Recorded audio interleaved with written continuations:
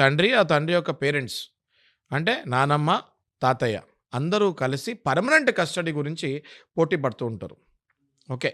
అయితే ఈ permanent custody కూడా మీకు దొరుకుతుంది. తండ్రికి పర్మనెంట్ కస్టడీ దొరకదన్నది ఏం లేదు. దొరుకుతుంది. కానీ మీరు మీ వైఫ్ కంటే అంటే తల్లి కంటే కూడా మీరు సామర్థ్యులు అని ప్రూవ్ చేసుకోవాలి. అన్ని రకాలుగా మెంటలీ స్టేబుల్ అన్నది ఒకటి ప్రూవ్ చేసుకోవాలి. ఫిజికలీ స్టేబుల్ అన్నది ఒకటి ప్రూవ్ చేసుకోవాలి. ఫైనాన్షియలీ స్టేబుల్ అన్నది ఒకటి ప్రూవ్ చేసుకోవాలి. మీ కరెంట్ బిహేవియర్ ఏంటి అన్నది ప్రూవ్ చేసుకోవాలి. ఓకే. మీ బ్యాడ్ హ్యాబిట్స్ని ప్రూవ్ చేసుకోవాలి. You have to be alcoholic free some times. అంటే ఆల్కహాలిక్ ఫ్రీ ఉంటే ఆ ఇంట్లో వ్యవస్థ లేకపోతే ఆ ఇంట్లో పరిస్థితులు బాగుంటాయి. రోజు ఆ తండ్రి తాగి వస్తున్నాడు, ఇంకెక్కడ చూసుకుంటాడు? కొడుకునో కూతురునో. ఆ పసితనంలో చూసుకోవాలంటే హ్యాబిట్స్ కూడా బాగుండాలి కదా.